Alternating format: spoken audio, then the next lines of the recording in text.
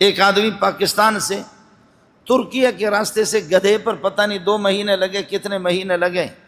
پرانے زمانے میں اجازت ہوتی تھی، بارڈروں پر اتنی سختی بھی نہیں ہوتی تھی. ایک آدمی گدھے پر سوار ہو کر کے یہاں سے کعبۃ اللہ گئے حج کرنے کے لیے. اور جیسے وہ وہاں پہنچا تو اس زمانے میں اتنی آبادی نہیں ہوتی تھی.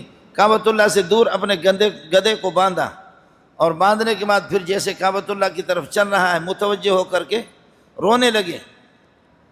لوگ اس کو دیکھ رہے تھے. کچھ عربوں کی نگاہ پڑ گئی. عربوں نے اس کو دیکھا کہ وہ دوڑ رہا ہے.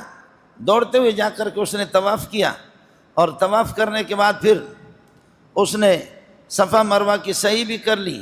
اور سعی کرنے کے بعد ظاہر ہے کہ اپنا سر منڈانا ہوتا ہے. سر منڈایا، طواف مکمل کی، مقام ابراہیم پر 2 رکعت اس نے پڑھ لیا. اس کے بعد کہتے ہیں کہ آ کر کے کعبۃ اللہ کے غلاف کو پکڑا. عجیب بات کی. کہنے لگے کہ اے اللہ، میں جس ملک سے آیا ہوں اس ملک کے اندر اگر کوئی چوری کر لیتا ہے تو اس کو ذلیل کرنے کے لیے گدھے پر سوار کرتے ہیں. خدا کی تیری ذات کی قسم ہے، پاکستان سے یہاں تک گدھے پر سوار ہو کر کے ذلیل ہو کر کے آیا ہوں. ہم اگر کسی کو ذلیل کرتے ہیں، چوری کر لیتا تو اس کے بعد گدھے پر اس کو سوار کرتے ہیں.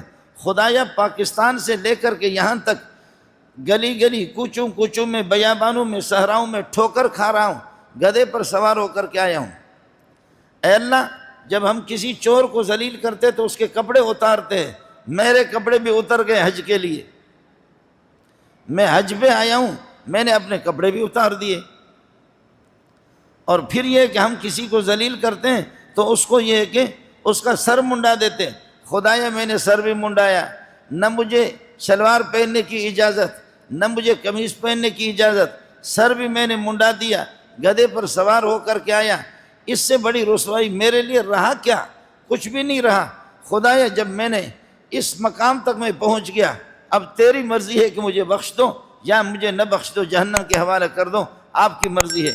اس کی یہ باتیں سن کر کے ایک آدمی نے اس کو عربی میں ترجمہ کر کے عربوں کو بتایا تو عرب بھی دھاڑے مار کر کے رونے لگے، کہنے لگے واہ، مانگنے کا طریقہ یہی ہے.